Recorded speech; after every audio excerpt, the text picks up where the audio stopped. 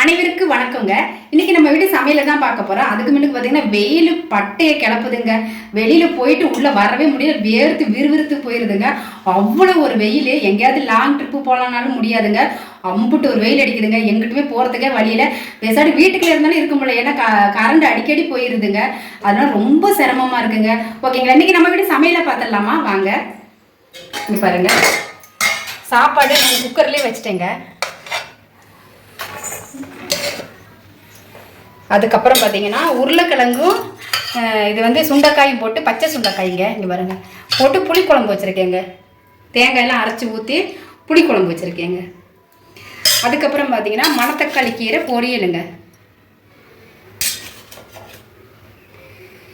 அதுக்கப்புறம் பார்த்தீங்கன்னா நம்ம வீட்டில் போட்ட வடகங்க, அது தீர்றதுக்கு ஆயிடுச்சு. பாப்பாங்க நேக்ஸாகவே சாப்பிட்றாங்க.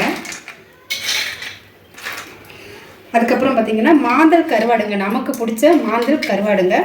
அதுக்கப்புறம் ஊற்றி சாப்பிட்றதுக்கு தயிர் இருக்குங்க. இதாங்க நம்ம வீட்டு சமையல். வடகம் போட்டேங்க, வடகம் தீர்ந்துருச்சு. ஏன்னா நேக்ஸாகவே இது வந்து சாப்பிட்டுக்கலாம்னால மொறு மொறுன்னு அவ்வளோ சூப்பராக இருக்குங்க. சரி, நீ அடுத்த வாரம் போட்டு வச்சுக்கலாம் அப்படின்னு ஒரு ஐடியாவில் இருக்கிறேங்க. ஓகேங்களா, நம்மளோட வீடியோ பிடிச்சிருந்தா மறக்காமல் லைக் போடுங்க. நெக்ஸ்ட் வீடியோவில் பார்க்கலாங்க. பாய்ங்க.